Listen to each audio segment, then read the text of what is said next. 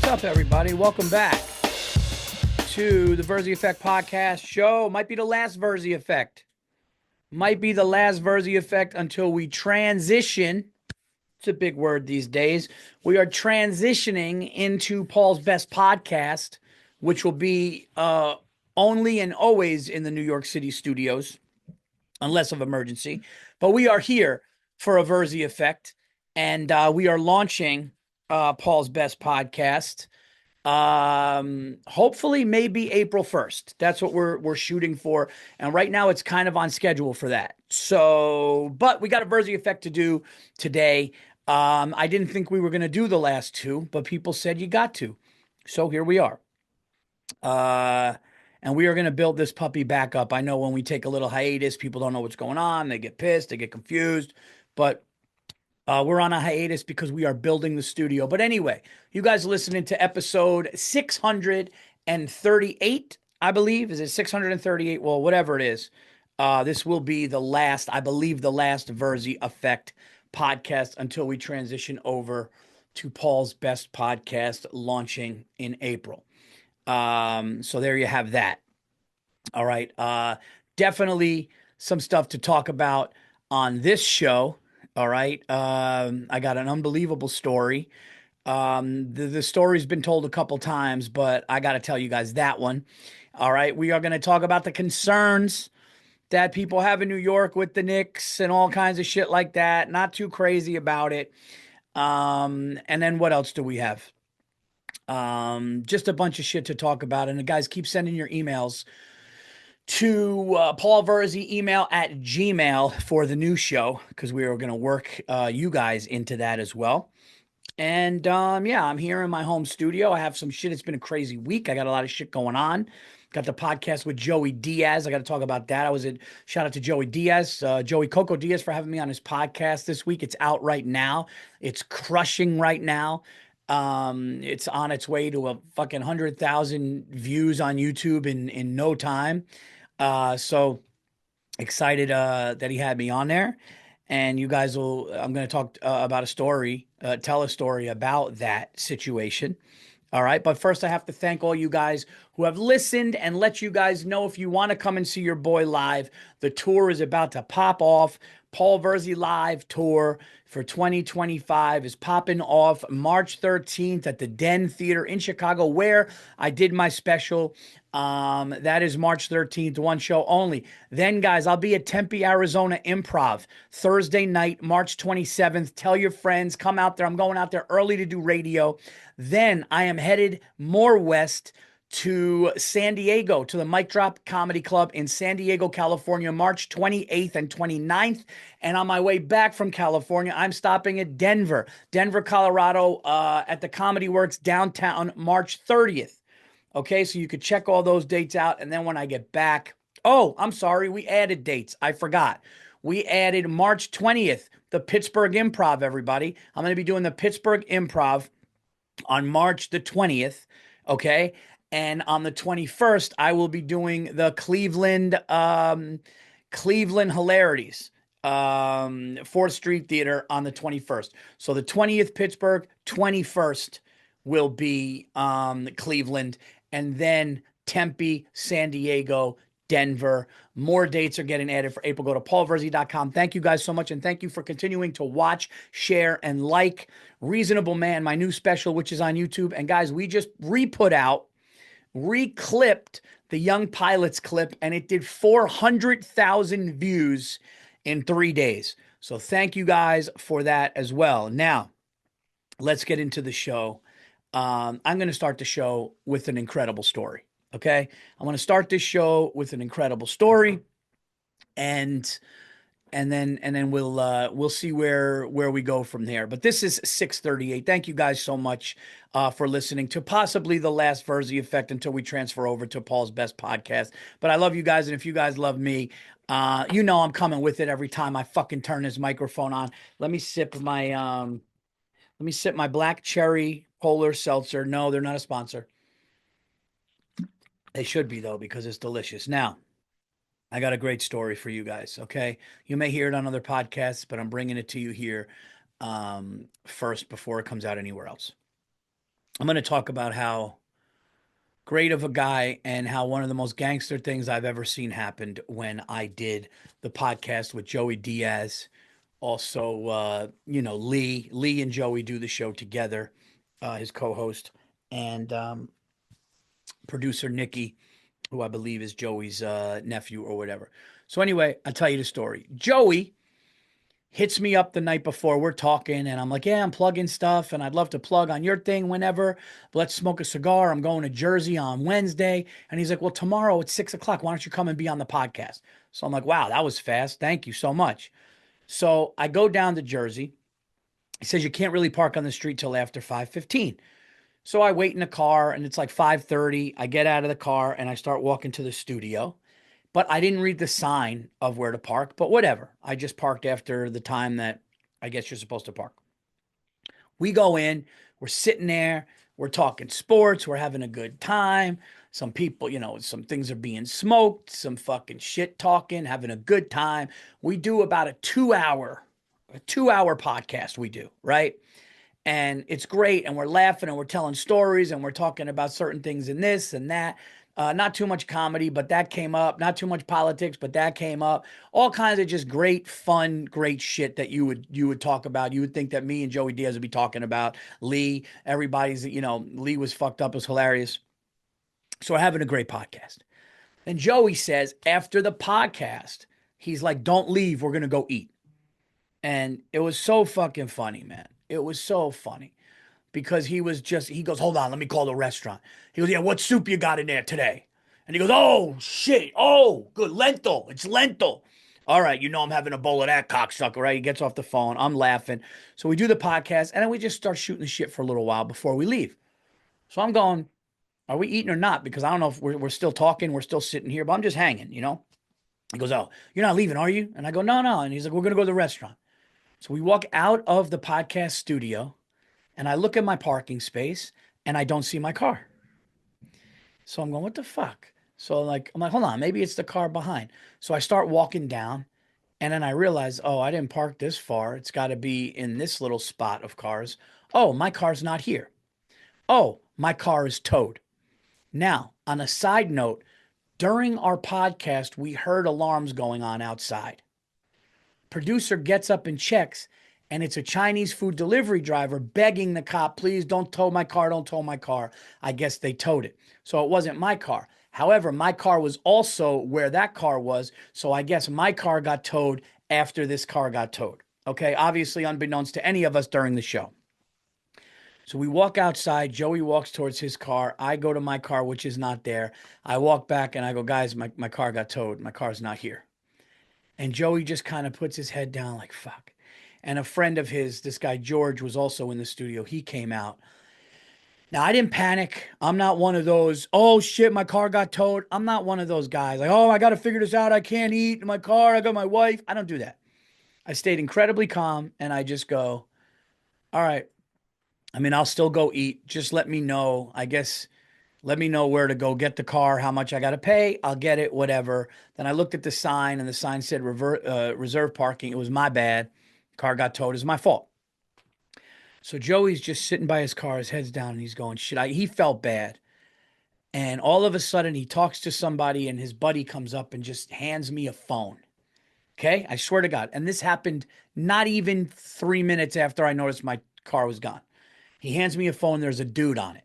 And the guy goes, yeah, how you doing? Just tell me where your car was parked. So I said, my car was parked in front of this address because I remember the address because I was looking for the podcast studio address. So I saw another address, which was like across the street. So I remember that. And I said the street name. Okay.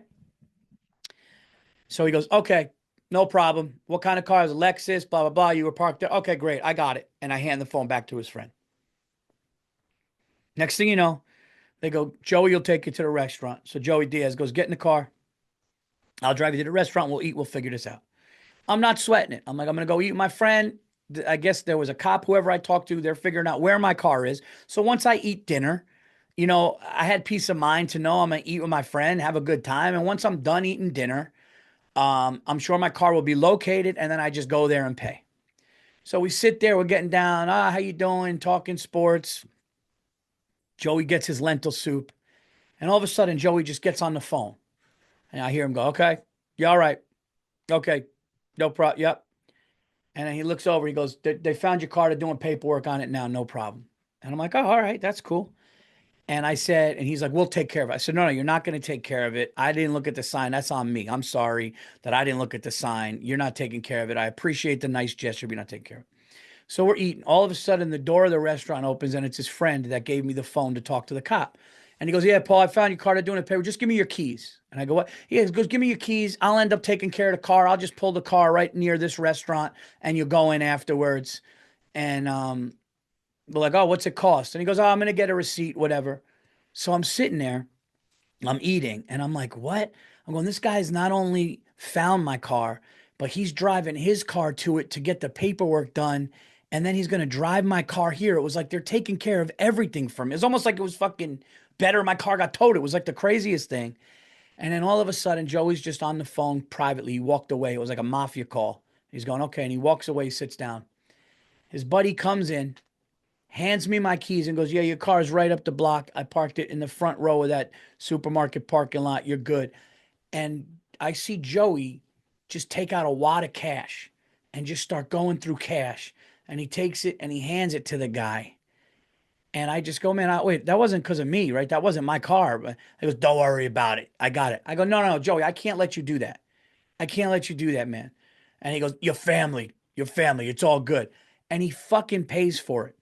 So now I feel horrible. This guy's buying me dinner, put me on his podcast, and then just got my car back and paid for it. And if you guys know me, I'm not good with that. Like, I spend, I tip, I over fucking tip. So I'm like, and he won't take it. He goes, no, no, your family. It's all, don't, no worries. But are you kidding me? This is what we do. And I'm going, oh my God, man, that was the most incredible. So I had like 100 in my pocket. I had like 100 cash in my pocket. So I wanted to go up to his friend George at least, because I know Joey's not going to take any money. I wanted to go up to George, hand him 100 and say, man, thank you for your troubles. We're sitting here eating. You're supposed to be eating with us, and you're taking care of this car situation, man, so fast, and bringing my car back and dealing with all the paperwork. I didn't have to deal with anything. Take 100. He throws his hands up. No, no, no, no. You go enjoy. You guys did a good podcast. You go sit down, enjoy. And he wouldn't take the money. And then we have this great meal. And then Joey drives me one block to the right. There's my Lexus, front row parking of an empty parking lot by a supermarket. And he's driving me. And I was like, dang, he goes, oh, we're family. That's what we do. Don't even think twice about it. Anyway, you see that fucking chubby bitch looking at everybody? That fucking, and I just starts like, and he's saying the funniest shit. He's saying the funniest shit. And I go, I don't even know how to thank you for this, man. I can't even, no, don't worry about it. And he drops me off to my car and I go home and I'm thinking about how gangster it was. Dude, it was literally like it felt like if I killed somebody and I didn't know what to do, like if I killed somebody by accident, they would be like, "Oh, it's on our turf. We'll wrap it up. Hold on, make a call. Just get rid of the fucking body." It was like that. It was the craziest shit. And I'm driving home and I'm thinking about this the whole time. I'm gonna sneeze. Sorry.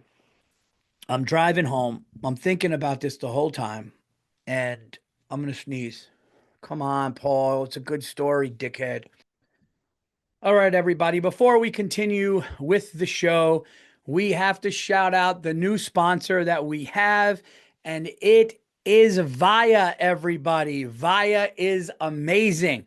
Let's be real, 2025's all about change, whether it's work, personal stuff, or just the daily grind. It can be hard to keep up, but here's the deal. When things get hectic, we don't have to go through it alone. Embrace the power. Okay, embrace the power and nature to elevate your everyday with Via. Trusted by over 500,000 happy customers, Via is a Swiss Army knife of wellness, dedicated to create high quality wellness products. Whether you're looking to improve your sleep, focus, recovery, and add a little pep to your step, or just get high, Via has something for you with products ranging from 0 to 100 milligrams of THC. Via gives you the power to blaze your own trail. Via is well renowned for their award winning THC and THC free gummies. THCA flower, soothing topicals, and calming drops, all crafted with high quality hemp sourced from trusted, independently owned American farms. And the best part, Avaya legally ships to nearly all states in the U.S. in discreet packaging, direct to your door with worry free guarantee, no medical card required. So, if you're 21 years, and this is great stuff, it really is. If you're 21 years plus, check out our link at Avaya's website link in our description and use code Virzi. That's right, my last name, VIRZI, for 15% off, free shipping on orders over $100. And if you're new to Via, get a free gift of your choice. Dude, it's really good stuff. Unlock the power of nature with Via's organic and vegan hemp extracts. Perfect and relaxation and rejuvenation. Via is the only lifestyle hemp brand. They use compounds found in hemp along with active plant extracts to create products, each with specific effect in mind. Sorry. Whether you want to get better sleep, ease your anxiety, which a lot of us have, enhance your mood, or just get high, they have something for you. Made in the USA, farmed and crafted with care in the United States. Guys, I'm not going to lie. My favorite, okay, I have it right here. It is the Passion Fruit Dreams. Now, Passion Fruit Dreams, this is a little, you guys are going to make fun of me, okay? But I'm going to be honest. This one is only 2 milligrams of THC and 90 milligrams of CBD, but it relaxes you. You definitely feel it. Don't let the 2 milligrams, you feel it. But someone like me wants to go to sleep, wants to relax. It is perfect for you, and they will ship it right to your door. Affordable and accessible premium products that fit your budget. Guys, get Via. You guys are going to absolutely love it. Use code Virzi for 15% off and enjoy. And I'm just like, hold on. Yo! Okay. I think that did it. And I'm driving home thinking about what he did. And I'm like, I just got to text him a thank you again when I get home. And I just write this text. And this is how fucking great this guy is. I'm going to read you the text. I'm going to just read you this text, okay?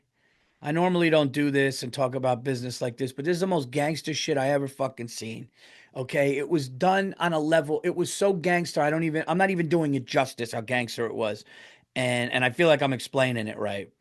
Right? And where is it? Here it is. Okay? This is what I said. Um I said I said I said, dog, I can't thank you enough for everything. The hospitality and generosity was too much.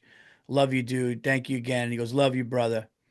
Okay. And then I said, dude, what you did yesterday, I texted him the next day. What you did yesterday was the most gangster shit I ever seen. Talk soon, LOL. And he just wrote, that's what we do. All right. Now, I don't care how old you are. I don't care what generation you come from.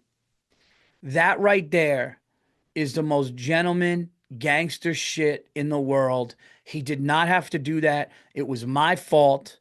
Even though I was told 5 o'clock park, I didn't read the sign. It was on me. I was the asshole. I didn't see a handicap reserve parking. I didn't see shit.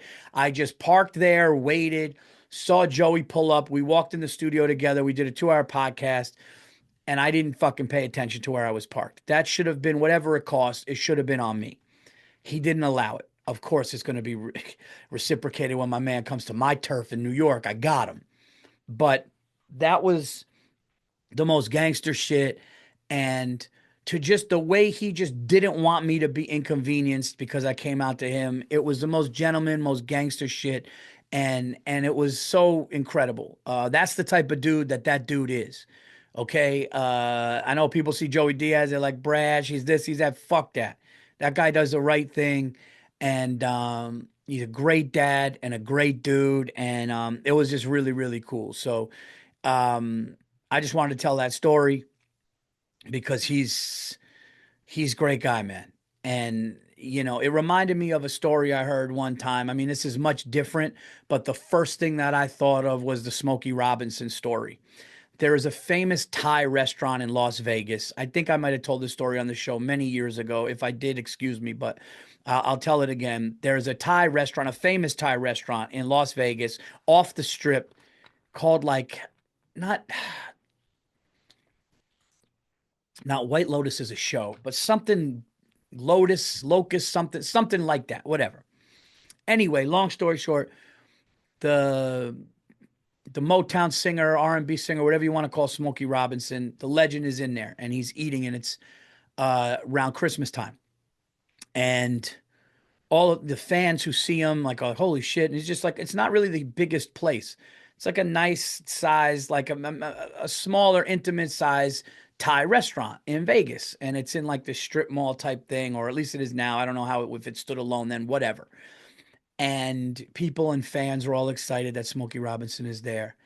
Smokey Robinson decides to pay for everybody's meal in the entire restaurant and then sang White Christmas for them and left. That is the most Hollywood gangster shit. Now, I know what Joey Diaz is a little different than that, but that's the same type of guy. And that's the same type of feeling I got. And that's the fucking the way, the best way, the most gangster way I think things can be done. So there you go. I wanted to open maybe the last Virzi effect with that before we get to Paul's best podcast. And don't forget, when we do Paul's best podcast, I will be talking stories like that with the people. And I'm sure hopefully Joey himself, but other people as well. I don't even need to, after that, I don't need to even talk about it with anyone. He probably wouldn't even want to talk about it. But that was like when I tell you, imagine getting your car towed on your way to dinner, your car's not there, and then you still go to dinner, literally don't feel it. The car gets back, they pay for it, paperwork is taken care of, and your car is right there by you. It was that dope and that seamless that it was like I didn't feel it. So there you go. Thank you, Joey Diaz. You're the fucking man. I had such a great time. And guys, check out that podcast right now on YouTube. But continue listening to this one and share this one first as well. There you go. All right, everybody. There you go. I'm leaving on that note. I could.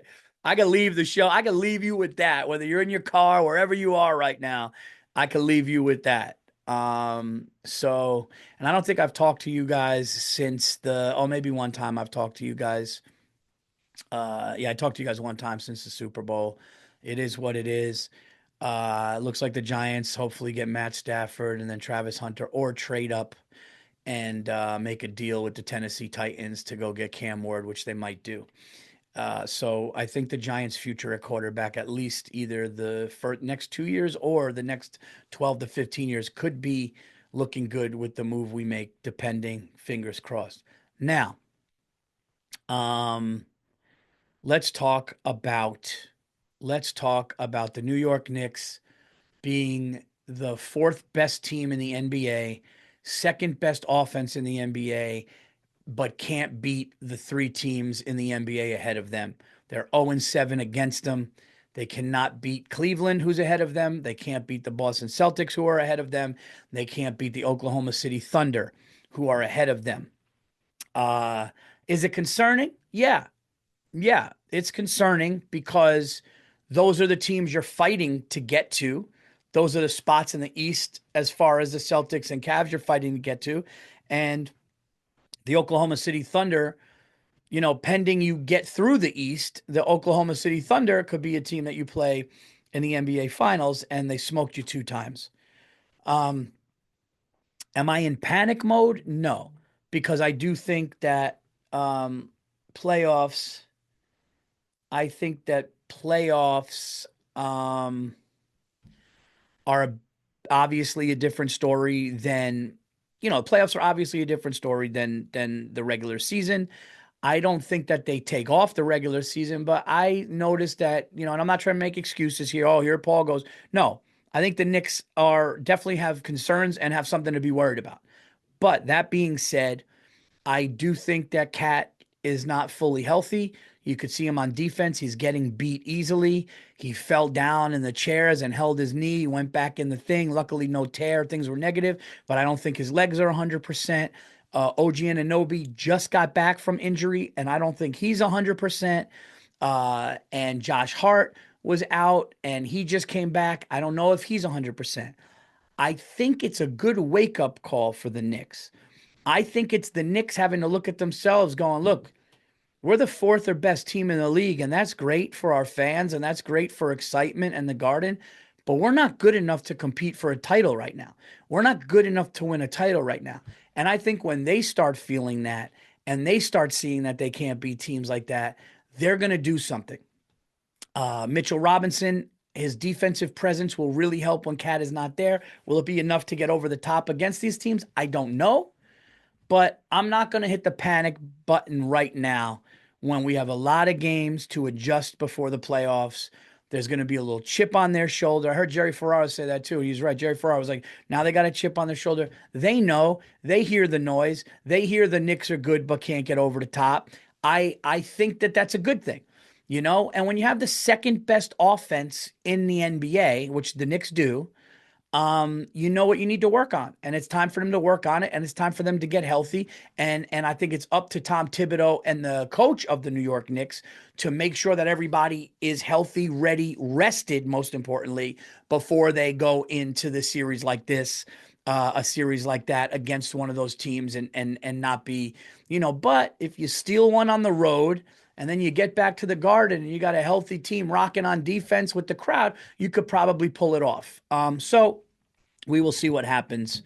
But no, it's definitely time for the Knicks to look in the mirror and go, okay, we need to fucking buckle down because the better teams are going to beat us in the series. Maybe that's good that it happened right after the All-Star break. That's what I'll say. That's where I'm going. Okay. All right. So there you go. That's my thing there. Oh, guys, I'll tell you what, man. This business, something. You know what's funny about our business is you guys see us on stage and on podcasts. You don't understand. We're dealing with marketing teams. We're dealing with agents. We're dealing with managers. We're dealing with making sure this is right, making sure that's right. Did you do this? Did you do that? We got sponsors.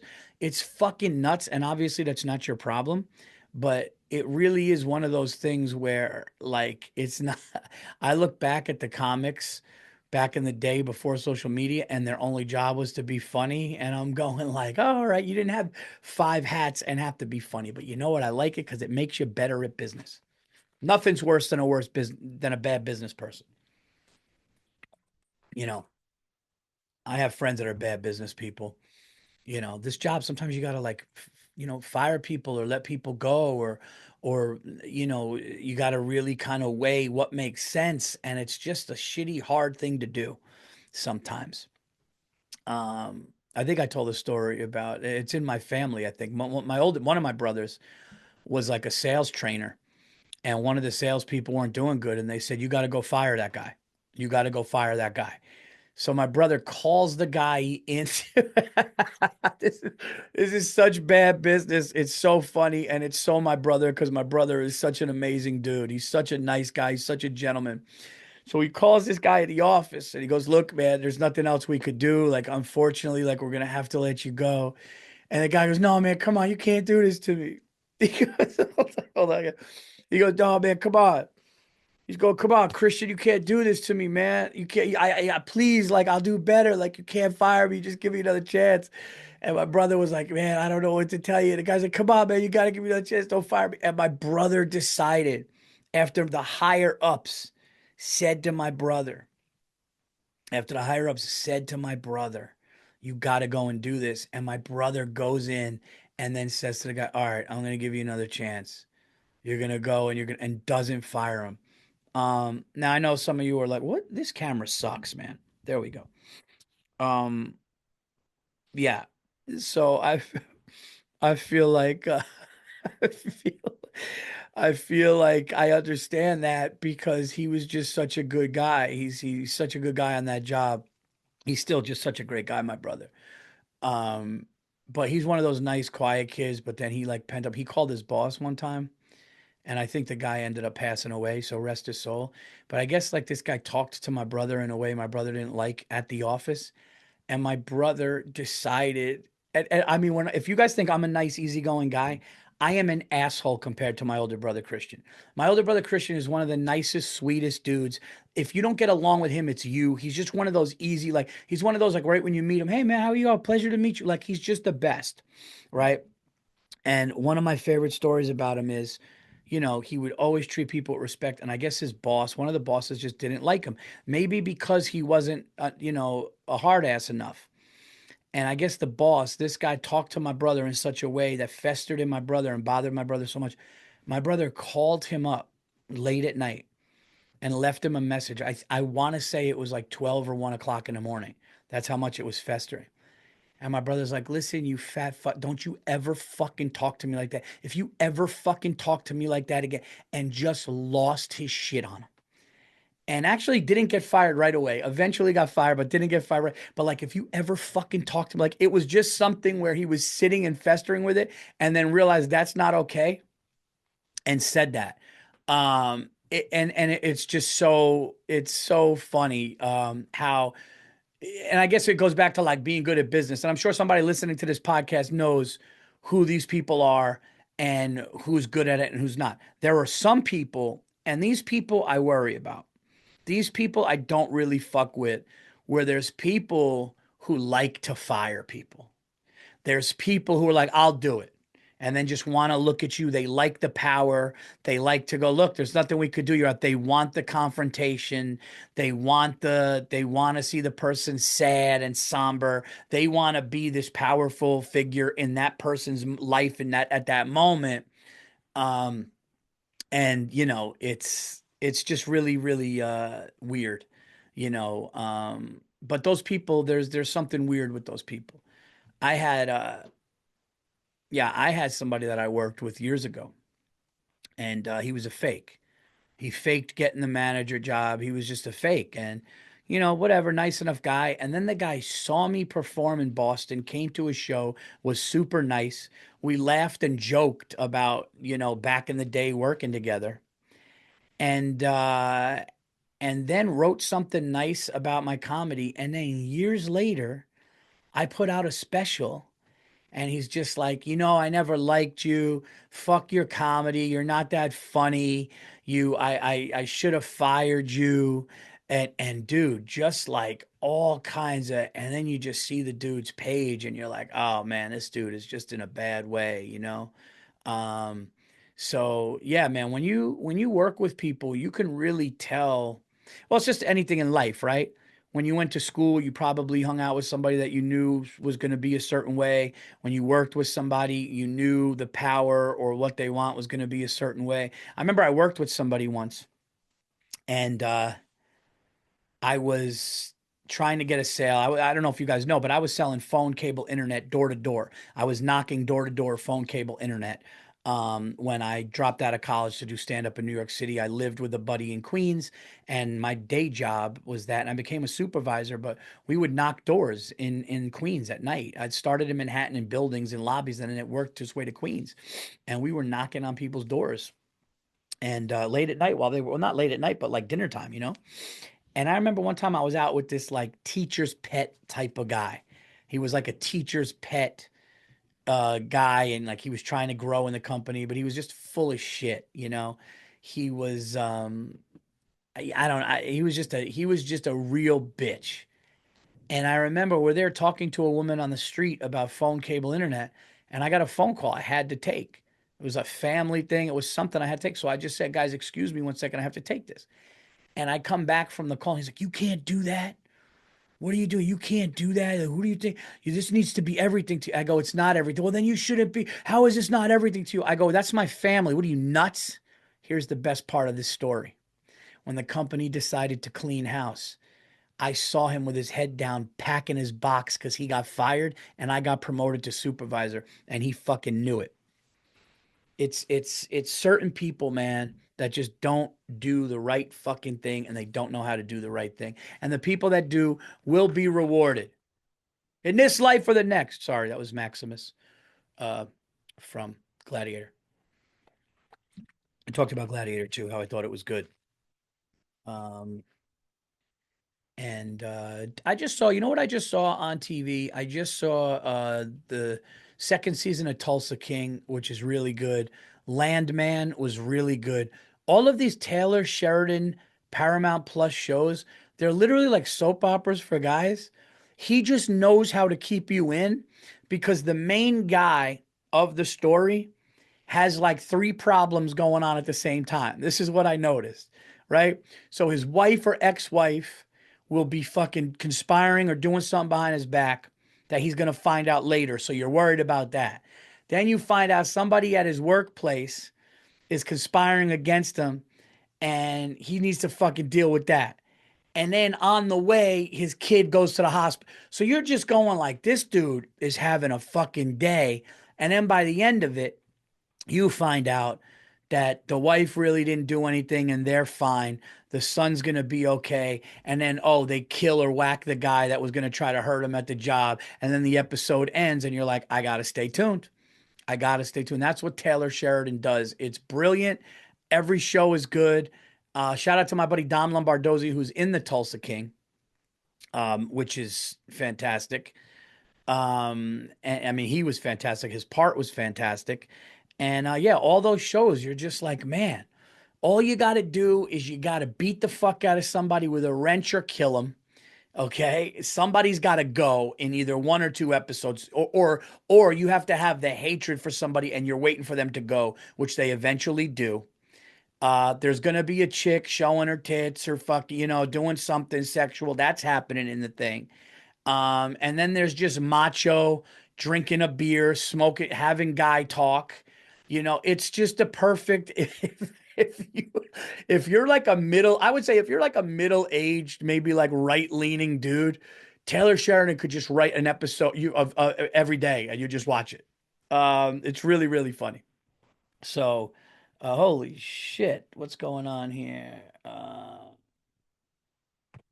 right. I mean, I'm having a day here, guys. I mean, I'm having a fucking day here. Okay. It's coming from all angles, everybody. It's coming from all angles. Anyway, let's move.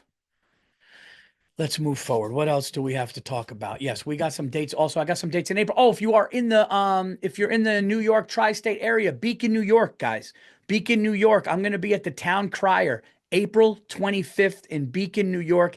Tickets are limited now. They are going. It's a small venue. I have not been up in that Poughkeepsie area, Beacon area. I've not been up there in a long time. So get your tickets to the Town Crier. We have some other dates that are going to be coming in April. We have some theaters coming in November too, so you guys could check that out. And there you go. So I hope to see you guys at a show. And that's it. That's pretty much all I got for you guys for this episode. If this is the last episode of the Virzi Effect, thank you to everybody that listened to all 638 episodes. It is me so much to me and my family, and to go out to clubs in the middle of nowhere in the desert of Arizona, California, to Boston, to Florida, to Texas, to Rhode Island, to everywhere that I've gone. Tampa, Florida has been amazing. All these places in Texas, and going to everywhere I've been, almost every state except four or five, maybe. And having you guys come up and say you love the pod, you love listening to the pod, man. It's all because of you. You guys are the reason, and you know how grateful I am. But this is not goodbye. This is we're new and improved.